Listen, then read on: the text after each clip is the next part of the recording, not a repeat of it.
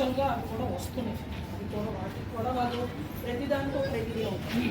ఎవరికి అంటే ఒకటేంటంటే ఫ్రీగా ఇస్తే మళ్ళీ దాన్ని వాల్యూ ఉన్నది.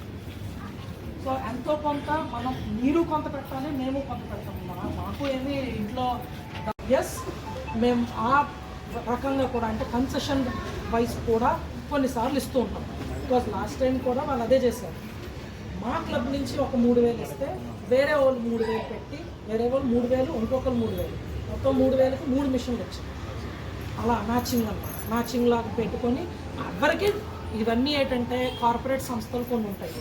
ఆ కార్పొరేట్ సంస్థలకి వాటికి సోషల్ రెస్పాన్సిబిలిటీ అని ఒకటి ఉంటుంది, అంటే సామాజిక బాధ్యత. ఆ బాధ్యతలో భాగంగా వాళ్ళు ఖర్చు పెట్టాలి.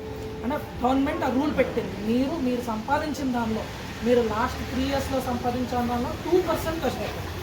2% అంతకన్నా ఆ 2% ఖర్చు పెట్టడం దానిలోనే మనకి చాలా ఇప్పుడు ఆల్మోస్ట్ 1000 మిషన్లో కూడా అలాగే వచ్చింది. అలా మనం కూడా ఇప్పుడు మేము కూడా అదే ట్రై చేస్తున్నాం. మాకు తెలుసు మీరు అందరూ ఉన్నారు, మీకు స్కిల్ నేర్చుకుంటున్నారు, మీకు అవసరం ఉంది. కానీ మాకైనా ఎక్కడ దగ్గర నుంచి మేమైనా తీసుకురావాలి కదా, అందరికీ రావాలి అంటే ఎలా తేవాలి? సో అలాంటి వాటి కోసమే మేము ఆ మ్యాచింగ్లు వాటి గురించి కూడా చూస్తున్నాం. ముందు మీరు స్కిల్ డెవలప్ చేసుకుంటే అప్పుడు ఇదిగో వీళ్ళు ఉన్నారు, వీళ్ళందరికీ స్కిల్ ఉంది, వీళ్ళందరికీ ఆల్రెడీ వచ్చే విద్య మీరు ఇవ్వండి, వాళ్ళు నేర్చుకుంటారు. వాళ్ళు అంటే వాళ్ళ ఫ్యామిలీని వాళ్ళు నడుపుకోగలరు అన్న దాంతోనే, ఆ ఉద్దేశంతోనే మేము వచ్చింది. అండ్ అలాగే ఇది ఒక్కటే కాదు, అంటే కమ్యూనిటీ ఎకనామిక్ డెవలప్మెంట్ ఒక పార్ట్. ఇంకా హెల్త్ పరంగా మీకు హెల్త్ క్యాంప్ కానీ, ఐ క్యాంప్ కానీ, యాక్చువల్గా అయితే మాకు కొన్నిసార్లు క్యాన్సర్ కూడా చాలా ఎక్కువైపోతుంది ఈ మధ్య. ఎవరైనా క్యాన్సర్ వచ్చినా చెప్పడానికి భయపడుతున్నారు. ముందు చెప్పడానికి భయపడుతుంది. ఎంత ముదిరితే అంత కష్టం మనకే తర్వాత. బికాజ్ మా అమ్మ బ్రెస్ట్ క్యాన్సర్ వచ్చి తగ్గింది, 10 ఏళ్ళు అవుతుంది. ఇప్పుడు అమ్మ హాయిగా ఉంది. సో నాకు తెలుసు, ఎందుకంటే నాకు అక్క చెల్లెలు లేరు. సో అమ్మని నేనే చూసుకున్నా. సో అంటే ఆ టైంలో వాళ్ళు ఎలా ఉంటారు అనేది నేను స్వయంగా చూసాను. కాబట్టి ఆ క్యాన్సర్ స్క్రీనింగ్ అవి కూడా, క్యాన్సర్ ఎవరికైనా ఏ అనుమానం ఉన్నా ప్లీజ్ వెళ్ళి డాక్టర్ చూపించుకోండి. అలాగే మేము క్యాంప్స్ కూడా, అంటే అమ్మాయిలకి స్పెసిఫిక్గా 9 to 14 ఇయర్స్ అమ్మాయిలకు కూడా ఈ మధ్య అంటే సర్వైకల్ అంటే క్యాన్సర్లన్నిట్లోని పూర్తిగా నిర్మూలించగలిగేది, అంటే అసలు రాకుండా చేయగలిగేది అది ఒకటే. ఆ క్యాన్సర్కి కూడా గవర్నమెంట్ కూడా దానికి మనకి వ్యాక్సిన్ ఇస్తుంది. వ్యాక్సిన్ ప్రస్తుతం అయితే 1,500, 1,200 ఉన్నది. దాన్ని 300కి, 200కి చేసే స్టేజ్కి తీసుకొస్తున్నారు. దాని డిస్కషన్స్ అవుతున్నాయి. ప్లీజ్ మీ పిల్లలకి 9 నుంచి 14, ఎందుకంటే ఆ ఏజ్లో కనుక మనం వ్యాక్సిన్ ఇస్తే అది జీవితంలో ఎప్పుడు రాదు ఆ క్యాన్సర్. కానీ పెద్ద అయ్యాక, అంటే పెళ్ళి అయిన తర్వాత ఆర్ పెద్ద మనిషి అయిన తర్వాత 35 ఆ ఏజ్ తర్వాత వస్తే కనుక దాన్ని నిర్మూలించడం చాలా కష్టం. అంటే తగ్గుతుంది, కానీ ట్రీట్మెంట్లు ఆ వ్యాక్సిన్లు ఎక్కువ తీసుకోవాలి. అసలు రాకుండా ఉంటే ఇంకా పెట్టదు కదా. సో ఆ వ్యాక్సిన్ వచ్చినప్పుడు కూడా మళ్ళీ నేను శ్రీనివాస్ గారి ద్వారా నేను మళ్ళీ మీకు అందరికీ తెలియజేస్తాను. అప్పుడు కూడా మీరు ఆ 9 to 14 ఇయర్స్ పిల్లలందరికీ కూడా వ్యాక్సిన్ ఇప్పించారు. అలాగే ఎన్వైర్న్మెంట్ మనం ఇప్పుడు బతుకుతున్నది ఆల్మోస్ట్ మనకు ఎవరో ఇచ్చిన జాగీర్ కాదు, మనకు వాళ్ళు వదిలేసిన అప్పు. మన నెక్స్ట్ జనరేషన్కి వెళ్ళాలి అంటే మనం చాలామంది ఇక్కడ కూడా చాలామంది చూసుంటారు. వైజాగ్లోనే కొన్ని లేక్స్ అవి ఉండేవి, అంటే గడ్డలు అవి ఉండేవి. ఇప్పుడు ఎక్కడ ఉన్నాయి? ఇప్పుడు అసలు ఎక్కడికైనా వెళ్ళి ఎక్కడైనా చిన్న న్యాచురల్గా స్విమ్మింగ్ పూల్ ఉన్నా ఏదో గొప్పగా చూస్తున్నాం మనం. ఆ పరిస్థితి రాకూడదు. ఆ పరిస్థితి మనం నెక్స్ట్ జనరేషన్కి మనం ఇవ్వకూడదు. మనం నెక్స్ట్ జనరేషన్ ఎంతో దూరం లేదు. మనం చూసాం ఒక స్టేజ్, మా తాతలు చూసింది ఒక స్టేజ్, మీరు కొంతమంది చూసింది ఒక స్టేజ్. అవన్నీ ఇప్పుడు లేవు. మనం ఏం చేయగలం దానికి? మనం నెక్స్ట్ జనరేషన్కి ఒక మంచి క్లైమేట్ ఇవ్వడానికి మనం ఏం చేయగలం? ఈ సంవత్సరం వర్షాలు పడుతున్నాయి, బాగానే ఉన్నాయి. లాస్ట్ ఇయర్ చాలా ఇబ్బందులు పడ్డాం. అలాగే ఈవెన్ ఎండలు అంత దారుణంగా ఉంటున్నాయి. 40, ఇంకా రాజస్థాన్ వైపు అయితే 50. ఏదో మొన్న ఢిల్లీ నుంచి ఒక ఆయన వచ్చారు. ఆయన అయితే వచ్చి మామూలుగా ఏదో మీటింగ్ చెప్పడానికి వచ్చి ఆయన అక్కడ నుంచి మామూలుగా ఆయన ఏసీలో ఉంటారు కదా అని ఏసీలో కూర్చోబెడతా లేదు, లెట్స్ గో అవుట్ అన్నారు. ఆయన బయటికి వెళ్ళి అబ్బా ఆకాశం కనబడుతుంది, అబ్బా మేఘాలు కనబడుతున్నాయని సంతోషపడిపోతున్నాం. ఢిల్లీలో ప్రస్తుతం ఒక 50 నుంచి 80 కిలోమీటర్ల వరకు కూడా ఆకాశం కనిపించట్లేదు. అంతా మసకగా మబ్బులు కూడా కనిపించట్లేదు, అంతా పొల్యూషన్, అంతా పొగే. ఆ స్టేజ్లో ఉంది ఢిల్లీ. ఇప్పుడు మనకి 1 టౌన్కి వెళ్తే అదే పరిస్థితి. మనకి ఒక తెల్ల చొక్కా వేస్తే 40 అయిపోద్ది సాయంత్రం. ఆ పరిస్థితి మనకి ఉంది, ఎందుకంటే ఐరన్ ఓర్ వల్ల. సో మనం నెక్స్ట్ జనరేషన్ మన వరకు మనం ఏం చేయగలం? ఒక 2 ఐడియాలు చెప్పండి. ఒకటి, నాటితే సరిపోదు, మొక్కలు నాటితే అయిపోద్దా? నాటితే అయిపోదు, దాని సంరక్షణ దాన్ని పెరిగేలా చేయడం. 2, మనకి ఎక్కువగా పక్కన ఉన్న సముద్రంలో ఇదివరకు మామూలు సముద్రంలో ఏముంటాయి? చేపలు, రొయ్యలు, పేపలు ఏవో. మనం ఇప్పుడు ఏమున్నాయి తెలుసు? ఎక్కువ చాలామందికి తెలుసు. నేను చెప్పక్కర్లేదు, అందుకే అలా నేను చెప్పక్కర్లేదు. ఇప్పుడు చాలామంది అదే చేపల్ని కాస్త లోపల ప్లాస్టిక్ కాగితాలు ఉంటున్నాయట. నాకు తెలియదు, నేను చూడలేదు ఇప్పుడు. కానీ ప్రతి మన సముద్రంలో కూడా ఎక్కువగా ప్లాస్టిక్. సో ప్లీజ్, ప్లాస్టిక్ ఉన్న దాన్ని కరెక్ట్గా యూజ్ చేయాలి. అది ముక్కలు అయింది మనం తాగే నీళ్ళలో కలుస్తుందే తప్ప అది మనం ఎప్పటికీ. సో ఆ ప్లాస్టిక్ని సరిగ్గా రీసైకిల్ చేసే పద్ధతులు కూడా ఉన్నాయి. యాక్చువల్గా వాటిని కూడా మీరు కూడా నేర్చుకోవచ్చు. అది కూడా ఇప్పుడు చెత్త అనేది ఒక ఆధారంతో సమానం. యాక్చువల్గా చెప్పవచ్చు, వేస్ట్తో కూడా బిజినెస్ చేస్తే waste is now a big business. చాలా పెద్ద బిజినెస్. అది మనకు తెలియట్లేదు. అది మన దాంట్లో ఇంకా రావడానికి టైం పడుతుంది. అది ఇప్పుడే మీరు తెలుసుకోగలిగితే ఆ స్కిల్ కూడా మన దగ్గరే ఉంది. అది ఎక్కడికో లేదు. మనం చేసుకునే అధికారులతో నేను నెక్స్ట్ టైం వచ్చినప్పుడు ఇంకో మేడం తీసుకొస్తాను. ఆవిడైతే ఏం చేస్తున్నారు సార్, టైలరింగ్ చేసిన తర్వాత చిన్న ముక్కలు మిగిలిపోతాయి. వాటితో ఇప్పుడు మనం ఏం చేస్తాం? నార్మల్గా కష్టంలో పడేస్తాం. ఆవిడ చూపించారు నాకు. వాటితో తర్వాత గ్లాసులు, ప్లేట్లు పెట్టుకోవడానికి, కింద పెట్టుకోవడానికి మ్యాట్స్ లాగా అలాంటివన్నీ తయారు చేస్తున్నారు. ఫోటో తీస్తాను. ఈ ప్యాంట్ కూడా పడేటట్టు ఒక ఫోటో తీసి కట్టాలి. ఇక్కడి నుంచి వీడియో తీసుకుని వాయిస్ పడదు.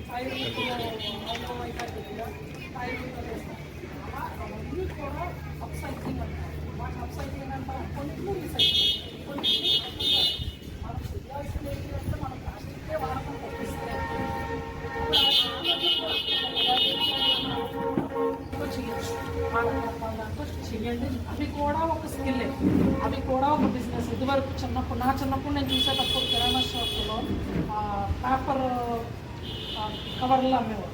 ఇప్పుడు వాళ్ళు కూడా ప్యాకెట్లే కడుతున్నారు. ఇప్పుడు వాళ్ళు కూడా ప్లాస్టిక్ కవర్లే కడుతున్నారు. మనం ఉదయం లేచిన దగ్గర నుంచి రాత్రి పడుకునే వరకు ఏ ఐటమ్స్ని మనం రీసైకిల్ చేయొచ్చు అనేది ఆవిడ చెప్తానని చెప్తారు. అదొక ఇంట్రెస్టింగ్ టాపిక్ అనిపించింది నాకు. నేను మళ్ళీ ఆవిడ తీసుకొస్తాను ఈసారి. ఎందుకంటే ఆవిడ చేస్తున్నది అదే. వాళ్ళు ఒక మిషన్ తయారు చేశారు. మన బాటిల్లో క్యాప్, బాటిల్ 2 ఉంటాయి.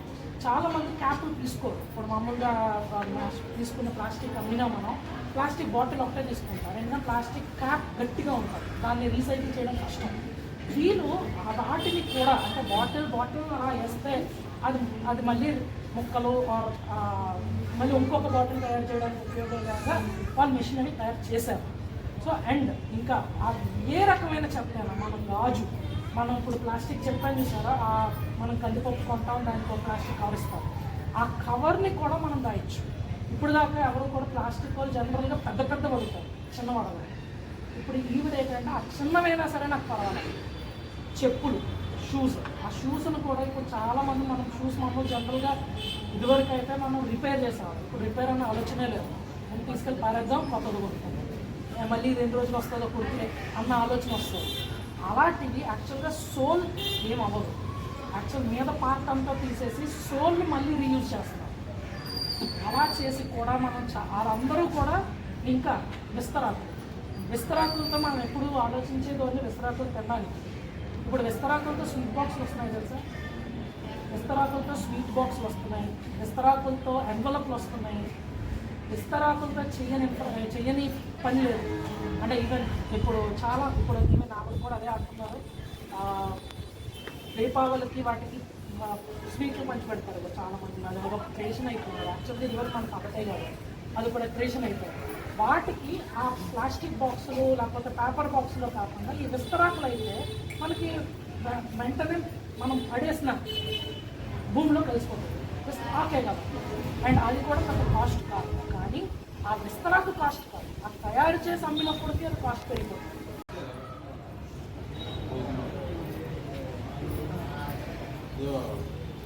మిడ్ డే మీల్స్ సప్లై చేస్తున్నారు కదా స్కూల్స్లోనే పిల్లలకి. అక్షయ పాత్ర వాళ్ళు వచ్చేసి 10 లక్షల రూపాయలు ఇచ్చారు. అదే ఎన్నో సేవా కార్యక్రమాలు చేస్తుంటారు. సో మానవతో దృక్పథంతో వాళ్ళు ఎంతో ముందుకు వస్తారు.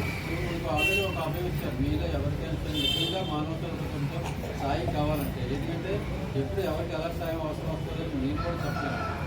అలాంటి పరిస్థితుల్లోనే మీరు రోటరీ అంటే క్లబ్లో ఉంది, దాన్ని సంప్రదించాలని మీరు మనసులో పెట్టుకొని మీరు పక్కన ఉన్న వాళ్ళు కానీ ఎవరికైనా సరే ప్రాబ్లమ్స్ వస్తున్నప్పుడు రోటరీ గ్రూప్ని దర్శించాలి.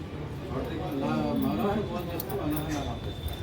మనోహర్ మీ అమ్మగారు బుక్లో రాసుకొని ఎవరికి ఏ ప్రాబ్లం నిజంగా అంటే జెన్యున్గా ప్రాబ్లం వస్తే మాత్రం పక్కగా సాయం చేయడానికి రోటరీ క్లబ్లో అనేక మంది మానవతా దృక్పథంతో సాయం చేసే వాళ్ళు చాలామంది ఉన్నారు. వాళ్ళకి ఏంటంటే సాయం చేద్దాం అనుకుంటారు, కానీ సాయం చేయడానికి వాళ్ళ టైప్స్ అలాంటప్పుడు చాలాంటి వాళ్ళు ఫీల్డ్లోకి వెళ్తే అప్పుడు వాళ్ళు యాక్చువల్ బెనిఫిషియరీని ఐడెంటిఫై చేయడం చాలా కష్టమైపోతుంది. అంటే ఎవరికి అవసరం అనేది అని అసెస్ చేయడం చాలా కష్టం. ఎందుకంటే మేము ఒక్కో 10 మందికి సమాధానం చెప్పాలి. ఇప్పుడు నేను ప్రెసిడెంట్ అంటే నా ఇష్టం, నా దగ్గర డబ్బులు ఉన్నాయి నేను ఇచ్చేస్తాను అనేది చాలా ఎందుకు ఇచ్చావు, వాళ్ళకి అవసరం నీకు ఎలా తెలుసు, వాళ్ళు దాంతో ఏం చేస్తే అంటే వాళ్ళు ఎలా నిలదొక్కుంటారు. దాంతో మొత్తం ఒక 10 క్వశ్చన్లు అడుగుతారు మమ్మల్ని. మేము అనుకోని ఎక్స్పెక్ట్ చేయని క్వశ్చన్లను అడుగుతారు మమ్మల్ని. అందుకే మేము అన్నిసార్లు మీకు ఇచ్చేటప్పుడు కూడా మేము అందుకే ఆధారు, పాను, వైబ్రేషన్ కార్డు, ఫోటో అన్నీ అడిగేది. అందుకే ఎందుకు అంటే మేము సమాధానం ఎందుకంటే అవన్నీ డబ్బు చెప్పాను కదా, అన్ని డబ్బు ఇచ్చేవారు వేరేవారు ఉంటారు, వాళ్ళందరికీ మేము సమాధానం చెప్పాలి. మాకు ఇది అవసరం నిజంగానే, వాళ్ళని మేము కలిసాము, వాళ్ళని మేము చూసాము. నిజంగా రీసెంట్గా అయితే ఇంకా నేను ఆ ప్రాజెక్ట్ ఇంకా శ్రీనివాస్ గారు కూడా తెలియదు, ఒక ఆవిడ అక్కడ సీతం ధరల కొమ్మ మీద ఉంటుంటే ఆవిడ హస్బెండ్ చనిపోయారు. ఆవిడ కొడుకు యాక్చువల్గా కూతురు అల్లుడు ఉన్నారు. కూతురు పెళ్లి చేసే పంపించాక మళ్ళీ ఆ కూతురు అల్లుడు మేనల్లుడే మళ్ళీ వాళ్ళిద్దరూ కలిసి ఈవిడ దగ్గరికి వస్తారు ఉండడం. ఆవిడ ఏ పని చేయలేదు. ఇప్పుడు ఈవిడే పాలు పిక్కకొని ఆ పాలని సప్లై చేస్తూ బతుకుతుంది. ఆవిడ మొన్న ఎప్పుడో గొడవ పెడుతుంది. ఇలాగే ఏదో తెలిసింది ఆవిడ వర్షాలు పడుతుంటే నీళ్ళు కారిపోతుందని ఒక తాకు పని ఇచ్చాం. అదే పెద్ద మేము చేసింది ఒక 1000 రూపాయల పని అంతే. కానీ ఆవిడ మొత్తం ఆవిడకి అంత కష్టపడి పనిచేస్తున్న ఆవిడకి ఏదో కొంత సపోర్ట్, కనీసం రాత్రి అయినా ప్రశాంతంగా పడుకుంటుందని మా ఆశ. సో అలాంటి చిన్న ప్రాజెక్టులు కూడా మేము చేస్తూ ఉంటాం అప్పుడప్పుడు. కానీ అవి ప్రతిసారి అంటే ఆవిడ 1000 రూపాయలు చేసి 10,000 మందిని మేము కబుర్లు చెప్పాము. సో అందరూ మేము జనరల్గా చెప్పండి, నిన్న చేసాం కాబట్టి నేను చెప్పానంటే తప్ప. సో అలాంటి చిన్న దగ్గర నుంచి ఈ స్విమ్మింగ్ మిషన్ల వరకు కూడా నేను చేస్తూనే ఉంటాను. ఇంకా యాక్చువల్గా చిన్నపిల్లలకి హార్ట్ సర్జరీలు కూడా అవి కూడా చేశాను. అవి 1 కాదు 2 కాదు. వీళ్ళు ఏంటంటే మాకు రోటరీ ఏంటంటే ఇంటర్నేషనల్గా ఉంటుంది. మాకు ఇక్కడ మీటింగ్లో కాన్ఫరెన్స్లో అవుతూ ఉంటాం. ఆ కాన్ఫరెన్స్ అయినప్పుడు ఏంటంటే సింగపూర్ లేకపోతే మలేషియా ఎవరో ఒకరు వెళ్తారు, మొత్తం మా దగ్గర ఎవరో ఒకరు వెళ్తారు. వాళ్ళు ఇంకొకరితో మామూలుగా మాట్లాడినప్పుడు ఇలా మాకు ఇక్కడ హార్ట్ సర్జరీకి ఎక్కువ అవుతున్నాయండి అని అనగానే, అవునా సరే అయితే మేము $1,00,000 పంపిస్తూ ఉంటాం. $1,00,000 అంటే ఒక 83 లక్షలు మన కరెన్సీ. సో ఆ 83 లక్షలతో ఎందుకంటే హార్ట్ సర్జరీలు ఏం తక్కువ కాదు, ఒక్కొక్కరికి కనీసం 2 లక్షలు 3 లక్షలు అవుతుంది. అట్లీస్ట్ ఒక 40 మంది పిల్లల కింద మనం జీవితం ఇస్తున్నాం. అలాగే రీసెంట్గా మేము ఇంకోటి స్టార్ట్ చేసింది ఆర్గన్ డొనేషన్. అంటే మనం నిజంగా యాక్సిడెంట్ అయితే మన బ్రెయిన్ డెడ్ అయిపోతుంది, అంటే అసలు మళ్ళీ మనిషి తిరిగి రాడు అని కన్ఫర్మ్ చేసిన తర్వాత ఆ టైంలో ఏ తల్లికైనా ఏ తండ్రికైనా ఎవరికైనా ఆ బాధ ఉంటుంది. ఆ బాధలో కూడా ఇప్పుడు అమ్మాయి చనిపోయింది. చనిపోవడం అంటే బ్రెయిన్ డెడ్ అయిపోయింది, ఇంకా పార్ట్స్ పనిచేస్తున్నాం కానీ తిరిగి రాదు అని డాక్టర్ చెప్పిన తర్వాత ఆ ఆర్గాన్స్ని ఇప్పుడు గుండెని కానీ కిడ్నీని కానీ లివర్ని కానీ వాటన్నిటికీ ఇంకొక 6 అంటే ఒక 6 అవయవాలు ఇస్తారు. ఆ 6కి ఇంకో 6 పనిచేస్తారు. అది జీవనదానని మన గవర్నమెంట్ ప్రోగ్రామ్ అది కూడా వచ్చాము. ఆ ప్రోగ్రామ్ కూడా అంటే చాలామంది ఏమనుకుంటారు, ఇప్పుడు నేను కళ్ళు కూడా చాలామంది అనుకున్నాను, కళ్ళు ఇస్తే ఇప్పుడు నేను చనిపోయాక కళ్ళు ఇచ్చిన ఆ నెక్స్ట్ జన్మలో నేను గుడిగా కొనుక్కుంటాను. ఆ స్టిగ్మా ఉంది, అది ఇంకా ఉంది చాలామందిలో. సరే 1 by 1 ఇక చేసేవి చాలా అంటే మా దగ్గర ప్రాజెక్ట్స్ ఉంటాయి, అవి లైవ్ ప్రాజెక్ట్స్ లాంగ్ ప్రాజెక్ట్స్ లాగా ఉండాలన్నమాట. అంటే చేస్తే అందరికీ ఉపయోగపడాలనేసి రోటరీలో కొన్ని ప్రాజెక్ట్స్ ఉంటాయి. నెక్స్ట్ టైం నేను క్లాస్కి వస్తాను, మనం అప్పుడు నేను ఎక్స్ప్లెయిన్ చేస్తాను. ఇప్పుడు మనం మీ వరకు చాలా సంతోషకరమైన వ్యక్తి ఎవరంటే చంద్రరావు. ఇప్పుడు ట్రైనింగ్ అయిన తర్వాత మీ అందరికీ 50,000 లక్ష రూపాయలు శాంక్షన్ చేయాలి అనేసి వాళ్ళు చెప్పాను. సరే ఆయన వచ్చారు, ఆయన చెప్తాను వింటారా అని తెలుపుదాం. చల్లరావు వచ్చారు కాబట్టి అది ఒకటే దాని నుంచి కాదు, ఇంకా చాలా రకాలు పథకాలు పెట్టుకోవచ్చు. 50,000 నుంచి 50 లక్షల దాకా కూడా మనం పెట్టుకోవచ్చు. కాకపోతే ఇలా పెట్టుకోవడం అంటే బ్యాంకర్స్ లోన్ ఇస్తారు, కానీ మేము అనేది సబ్సిడీ అనేది కొంచెం ఇస్తాం. సపోర్ట్ మీరు బిజినెస్ చేసినప్పుడు కొంచెం మీకు ఆర్థిక సాయం ఉంటుందని. సపోజ్ 1 లక్ష రూపాయలు బ్యాంకులో లోన్ తెచ్చుకున్నారు అనుకోండి, మీకు లక్షకి 25,000 రూపాయలు మీకు ఫ్రీగా గవర్నమెంట్ మీకు సబ్సిడీ ఇస్తారు. మళ్ళీ ఏంటంటే మీరు ఇలా ట్రైనింగ్ అయిన తర్వాత మీరు ఖాళీ ఉంటుంది, మిషనరీ కావాలి, ట్రైనింగ్ అయిపోయినప్పుడు మీకు మిషన్ ఉంటే మీరు వర్క్ చేసుకుంటూ ఉంటే మీకు ఇన్కమ్ వస్తూ ఉంటుంది. సో ఇలా మీ ఏంటంటే మేము ఇలాగ మీటింగ్స్ పెట్టినప్పుడు బ్యాంకర్స్ తీసుకున్నప్పుడు బ్యాంకర్స్ నాకు ఇలా ట్రైనింగ్ అయ్యారండి, వాళ్ళకి ట్రైనింగ్ అయినంటే వాళ్ళకి టైలరింగ్ మిషన్స్ కానీ ఏమైనా కొనుక్కోవాలంటే మాకు ఆర్థికంగా సపోర్ట్ కావాలి కాబట్టి మీరు లోన్ ఇస్తారంటే మీరు మన దగ్గర నుంచి అప్లికేషన్ మీకు పంపిస్తాము. మీరు శాంక్షన్ చేసి లోన్ రిలీజ్ చేస్తే మాకు కొంచెం ఆర్థికంగా సబ్సిడీ అనేది మీకు ఇస్తాం, కొంచెం సపోర్ట్ అని చెప్పి చెప్తాము. అలాగే ఎవరైనా ట్రైనింగ్ అయిపోయిన తర్వాత పెట్టుకోవాలంటే ఒక టైలరింగ్ మిషనే కాదు, ఇక పిండి మిల్లు, చిన్న జెరాక్స్ సెంటర్, ఇంటర్నెట్ సెంటర్ కానీ, లేదంటే ఏదైనా ఒక వాటర్ ప్లాంట్స్ కానీ రైతులు కానీ చిన్న నుంచి ఒక అప్పడాల తయారీ కానీ, లేదంటే ఒక ఇచ్చగుడిల తయారీ కానీ, మీకు ఏది వస్తే అది తయారీ వరకు ఏదైనా సరే పెట్టుకోవచ్చు. సర్వీస్ అంటే ఒక tent house, mic and lightings, sound systems, ఇలా ఏదైనా పెట్టుకోవచ్చు. పెద్ద 50,000 నుంచి 50 లక్షల దాకా కూడా పెట్టుకోవచ్చు. సర్వీస్ సేవారంగం అంటే ఏంటంటే సర్వీస్ సెక్టర్. రెంట్కి అద్దె ఇస్తాం, టెంట్ హౌస్ ఉండేది రెంటల్ బేస్ అద్దె చేసుకో అద్దె కలెక్ట్ చేసుకుంటాం, అది సర్వీస్ సెక్టర్. ఇప్పుడు మైకన్ లైటింగ్ ఉంది, రెంట్లకి ఇస్తాం, రెంట్లు అద్దె కలెక్ట్, అది సర్వీస్ కింద వస్తుంది. 20 లక్షల వరకు 50,000 నుంచి 20 లక్షల లోన్ తెచ్చుకోవడానికి యాప్లు ఉంటే ఎంతవరకు పెట్టుకోవచ్చు, అంతవరకు కూడా మీరు సబ్సిడీ ఇస్తారు. 20 లక్షల వరకు కూడా అర్బన్లో పెట్టుకుంటే, సిటీ ప్రాంతంలో మున్సిపాలిటీ ఏరియాలో ఈ పరిశ్రమ పెట్టుకుంటే 25% సబ్సిడీ ఇస్తారు. అదే గ్రామీణ ప్రాంతంలో మీరు పరిశ్రమ పెట్టుకుంటే 35% సబ్సిడీ ఇస్తారు. అలాగే మ్యానుఫ్యాక్చరింగ్ చాలా చాలా ఎక్కువ మందికి పోలియో వచ్చేది. అప్పుడు ఒకసారి ఒక ఆయన సరే పోలియో డ్రాప్స్ అనేవి ఉన్నాయి అని ఇద్దామని చెప్పి తీసుకొచ్చాడు. ఆ పోలియోని ప్రపంచం భూమండలం నుంచి నిర్మూలించాలి, పారద్రోలాలి అన్న టార్గెట్తో రోటరీ ఎప్పుడూ కూడా పోలియో మీద చాలా చాలా కాన్సన్ట్రేట్ చేసి ఇప్పటికీ ఇండియాలో అయితే కనుక 10 సంవత్సరాలు అయింది పోలియో కేసు అనేది రిపోర్ట్ అవ్వడం. సో పోలియో కేసు రాకుండా ఉండడానికి అంటే పోలియోని ప్రస్తుతం పాకిస్తాన్, ఆఫ్ఘనిస్తాన్లో మాత్రం ఇంకా పోలియో ఉంది, ఇంకే దేశంలో కూడా లేదు. ఎప్పుడైతే పోలియో అనేది ప్రపంచం మీద అసలు యాక్చువల్గా 2022లో మొత్తం ప్రపంచం అంతా పోవాల్సిందే. మధ్యలో పాకిస్తాన్లో ఎప్పుడైతే మళ్ళీ ఆఫ్ఘనిస్తాన్లో గొడవలు వచ్చి ఆగిపోయిందో మనం పోలియో డ్రాప్స్ ఎందుకు ఇంపార్టెంట్, అసలు ఎందుకే ఇస్తాం మనం పోలియో డ్రాప్స్ మన పిల్లలకి? పోలియో రాకుండా ఉండడానికి ఇందాక చెప్పాను చేశారు, రాకుండా చేయడం మంచిది, వచ్చాక బాధపడే కన్నా ఈ ప్రివెన్షన్ కోసం మనం వేస్తాం. ఆ పోలియో డ్రాప్స్ వేయనివ్వరు పాకిస్తాన్లో అయితే కనుక. ఇప్పుడు యాక్చువల్గా మనకి ఇంటింటికి వచ్చేస్తున్నారు కదా మన హెల్త్ వర్కర్స్, వాళ్ళని చంపేస్తున్నారు. వాళ్ళు పోలియో డ్రాప్స్ వేయడానికి వస్తుంటే వాళ్ళు టెర్రరిస్టులు వాళ్ళు కాల్ చేస్తారు. సో అందుకు అక్కడ స్టాప్ అయ్యింది. సో ఒకసారి ఒక సైకిల్లో ఎవరికైతే ఆగిపోయిందో అలా ఆ రిస్క్ ఉంటుంది కదా, ఎప్పుడు వాళ్ళకి ఎప్పటికైనా రిస్క్ ఉంటుంది.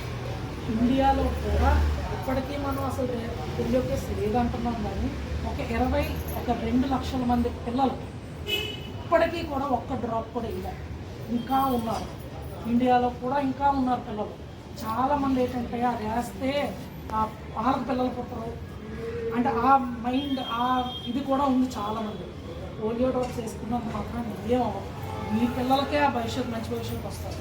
ఆ పోలియో డ్రాప్ ప్రతి డ్రాప్ కూడా రోటరీయే గవర్నమెంట్కి ఇస్తుంది. అంటే అది తయారు చేసిన చోట ప్రపంచం మొత్తం ఒకటే కాదు. గవర్నమెంట్ ఏం చేస్తుంది అంటే ఆ మందులు తీసుకొచ్చి అందరికీ వెళ్ళేలా చేయడం గవర్నమెంట్ పని. ఇది కూడా యునైటెడ్ నేషన్స్ వాళ్ళు రోటరీ నుంచే ఆ ప్రోగ్రామ్ని తీసుకున్నారు.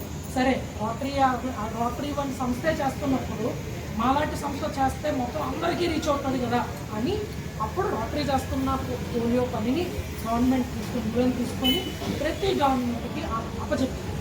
ఇప్పటికీ కూడా ప్రతి పోలియో చుక్క రోటరీ ఫండ్ చేస్తుంది. అంటే ఇంకా నమ్మకం ఏంటంటే బిల్ గేట్స్ చాలామంది తెలుసు కదా. బిల్ గేట్స్ ఎవరు? Microsoft owner. అతను అసలు ఒక రెవల్యూషన్ సృష్టించాడు బిల్ గేట్స్. ఆ ఊరికే అందరినీ నమ్మరు. వాళ్ళు కూడా రోటరీని నమ్మి రోటరీ సంస్థ చేస్తుంది అని నమ్మి ప్రతి డాలర్కి వాళ్ళు $2 ఇస్తారు. అంటే మనం $1 ఇస్తే వాళ్ళు $2 ఇస్తారు. అంటే $1 మేము ఇస్తే ఎవరైనా $3 ప్రతి మనిషికి అంటే ఒక బాబుకి ఒక పిల్లలకి ఆ $6 పడుతుంది. సో అలా ప్రతి మనిషికి అంటే ప్రతి ఒక్కరికి వచ్చేలాగా ప్రతి సంవత్సరం కొన్ని కోట్ల రూపాయలు కలెక్ట్ చేస్తున్నాం. ఎందుకు అంటే పోలియో చుక్కల కోసం, పోలియో చుక్కల ఫండింగ్ కోసం. ప్రతి పిల్లడికి ఆ పోలియో చుక్క వెళ్ళాలి.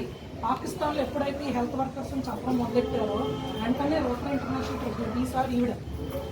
బిఫోర్ లాస్ట్ ఇయర్ ఇంకొక లేడీ ఉన్నారు, ఫస్ట్ లేడీ ప్రెసిడెంట్ ఆవిడైతే యుఎస్ నుంచి పాకిస్తాన్ వచ్చింది. ఎందుకంటే ఒక రోటరీ ఇంటర్నేషనల్ ప్రెసిడెంట్ వచ్చారు అంటే వాళ్ళకి ఇంపార్టెన్స్ ఉంటుంది. అమ్మో రోటరీ ఇంటర్నేషనల్లో వచ్చారు అంటే గవర్నమెంట్ వాళ్ళే ముందు సరే అంటే ఏదో ఇష్యూ ఉందన్నమాట ఇక్కడ అని అర్థం అవుతుంది. సో ఆవిడ వచ్చిన తర్వాత మళ్ళీ అక్కడ చుక్కలేదు మొదలవుతుంది. అలా పోలీసు మిలిటరీ వాళ్ళ అండర్లో అంటే ఒక ఇద్దరు హెల్త్ వర్కర్స్కి ఒక ఇద్దరు మిలిటరీ వాళ్ళ వెనకాల వెళ్ళి వాళ్ళకి ఏం అవ్వకుండా చూసుకొని ఇంకా వాళ్ళు ప్రాణాలు వాళ్ళు మంచి కోసం చేస్తున్న వాళ్ళు చంపేస్తారు. సో అలా మిలిటెంట్స్ బాధ నుంచి భరించాలని మళ్ళీ మిలిటరీ వాళ్ళు పెట్టి మరీ పంపిస్తారు. సో రోటరీ అంటే ఆ ఎండ్ పోలియో గురించి నేను ఎప్పుడు చెప్పలేదు. సో ఆ ఎండ్ పోలియోలో కూడా అంటే మా టార్గెట్ ఏంటి అంటే ప్రపంచం మీద భూమండలం మీద పోలియో అనే మహమ్మారి ఉండకూడదు. అది పోతుంది. అది యాక్చువల్గా ఇంకొక 5 సంవత్సరాలు పోతుంది ఖచ్చితంగా. కానీ పోలియో చుక్కలు వేయడం మాత్రం మాట్లాడదు. ఎందుకంటే అది వైరస్. ఇప్పుడు కరోనా నుంచి మనం అందరూ బతికే బాగానే ఉన్నాం, హాయిగా ఉన్నాం, ఎందుకంటే వ్యాక్సిన్ వేసుకున్నాం కాబట్టి. ఆ వ్యాక్సిన్ల గురించి ఎప్పుడైనా ఆలోచించాలా? వ్యాక్సిన్ రాగానే లైన్ కట్టి మరి వేసుకున్నాం. పోలియో అనేది అన్ని సంవత్సరాల నుంచి ఉంది. మనం వేసుకున్నాం, మీరు వేసుకున్నారో తర్వాత మన పిల్లలకి వేస్తున్నాం, ఎవరికేం అవ్వట్లేనప్పుడు అది ఎందుకో ఆలోచన ఉండిపోయింది. దాని గురించి ఆలోచిస్తాం. వ్యాక్సిన్ కరోనా వ్యాక్సిన్ రాగానే అది ఇంకా నెల అయిందో లేదో అందరూ పంపించుకుంటాం. 2 డోసులు 3 డోసులు మనం బతుకోవాలి. కానీ వైరస్లు మాత్రం మళ్ళీ తిరగరాబడతాయి. యాక్చువల్గా పోలియో వైరస్ అనేది వాటర్ ద్వారానే వస్తుంది. మళ్ళీ మన డ్రింకింగ్ వాటర్ సేఫ్గా లేకపోతే మనం మామూలుగా వాటర్ని బాయిల్ చేసుకోకుండా వాడితే అక్కడ నీళ్ళు తాగినా మళ్ళీ ఆ వాటర్లోనే ప్రాబ్లం. వాటర్ నుంచే వస్తుంది పోలియో.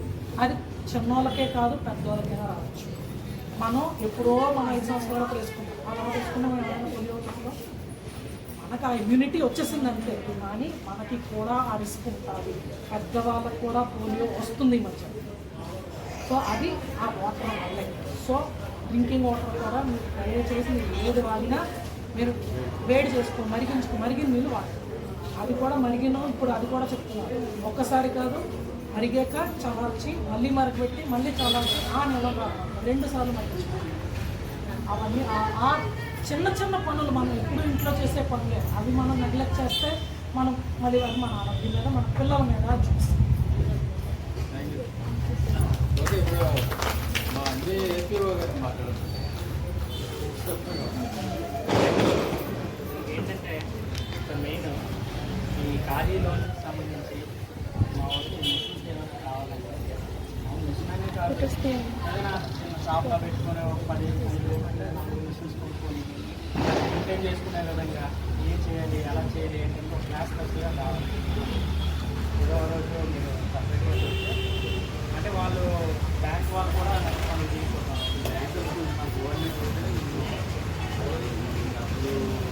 ప్రతిదీ కూడా డౌట్ దానికి మీకు సార్ చెప్తారు, ఏదో రోజు తీసుకొస్తాం, దానికి ఏ డాక్యుమెంట్స్ కావాలి, ఎలా అప్లై చేసుకోవాలి. బ్యాంక్ నుంచి ఒక ఆయన రావాల్సింది రోజు రాలేకపోయారు ఆయన.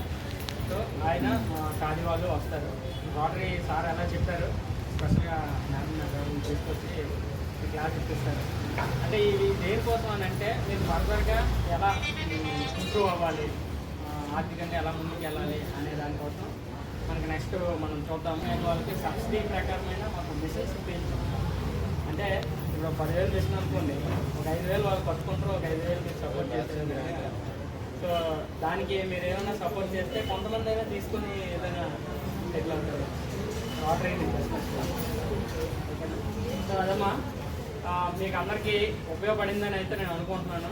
ఫర్దర్ మీకు ఏది అవసరమైనా రోటరీ నుంచి కానీ, జేఎస్ఎస్ నుంచి కానీ, ఖాదీ నుంచి కానీ, బ్యాంక్ వాళ్ళ నుంచి కానీ మా సపోర్ట్ అయితే ఖచ్చితంగా ఉంటుంది త్రూ జేఎస్ఎస్ ద్వారా. సో థ్యాంక్ యూ అందరికీ. ఎవరైనా ఇంతసేపు చెప్పాము అసలు మీకు లోన్ కావాలొచ్చా? ఆల్రెడీ మనకి జనశిక్షణ ద్వారా 14 మందికి 50 చెప్తున్నాం. వాళ్ళ సబ్సిడీ కూడా అప్లోడ్ పెట్టాం. అదే. పెండింగ్ ఉంది. ఇంతమంది ప్రోగ్రామ్ చెప్పి ఎవరైనా ఒకరికి రెస్పాన్స్ చెప్పండి. ఫీడ్బ్యాక్ ఇవ్వండి. ఒకరు వచ్చి చెప్పండి. నేను చెప్పాను కదా, ఈ ట్రైనింగ్ అయిన తర్వాత నెక్స్ట్ మీకు ఏం కావాలి, చెప్తారు నేను కొనుక్కోవాలంటే చెప్పాను. ఎవరు అవుతారు మీరు తోచింది మీరు చెప్పండి. చెప్పరా ఏమో చెప్పరా విన్నారు కానీ అర్థం కాలేదా ఏంటి, అర్థమైంది కదా. మీ లాంగ్వేజ్ మీకు నచ్చారు కదా. బ్యాంక్లోని కావాల్సిన డాక్యుమెంట్స్ లేవని చెప్పారు. అంటే వాళ్ళు ఏమంటున్నారంటే ముందే మాకు మెటీరియల్ కొనేసి చూపించండి అని అడుగుతున్నారు. మేము ఏంటంటే ఇప్పుడు ఇక్కడ యూనియన్ బ్యాంక్ బ్రాంచ్ మనకి ఇక్కడ అక్షయపాలెం సైడ్ ఉంటుంది. అటు సైడ్ బ్రాంచ్లోనే అడిగాము. యూనియన్ బ్యాంక్ అది ఇచ్చే పని మా డబ్బులు మాకే ఇవ్వాలి.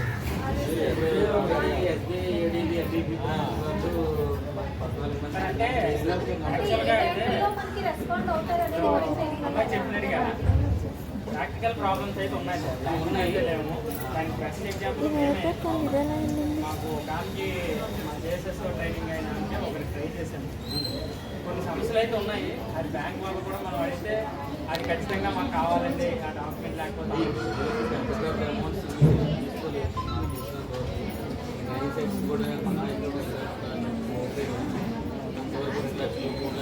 పెట్టింది 3 lakhs పెట్టాను సార్. ఏం చేస్తున్నారంటే అన్ని బ్యాంక్ వెళ్ళేసరికి మెటీరియల్ చూపిస్తారు. అమౌంట్ బ్యాంక్ ఆఫీసర్స్ ఏమంటున్నారంటే కావాల్సిన డాక్యుమెంట్స్ తీరా ఇంకా కష్టపడి మేము అన్ని కలెక్ట్ చేసి పెట్టేసరికి ఇంటికి వచ్చి వెరిఫికేషన్ చేస్తాము అని అంటున్నారు. మెటీరియల్ ఉంటాయి కదా మేము చూపించడానికి, బ్యాక్ పోయేసరికి మేము ఇంకా డ్రాప్ అయిపోయింది. మెటీరియల్ అంటే మీరు కొటేషన్ తెచ్చుకోవాలి. కొటేషన్ గురించి కూడా మనకి బయట తెలియాం సార్. మాకు కొటేషన్ కూడా తెలియదు అనమాట. ఎక్కడికి దానికోసమనే సపరేట్ ఒక క్లాస్ పెట్టేస్తామమ్మా. జస్ట్ ఒక 1 hour లేదా ఒక ½ hour బ్యాంక్ అయినా తర్వాత ఖాళీ వాళ్ళు వీళ్ళందరూ వచ్చాక మీకు లోన్ సంబంధించి ఏ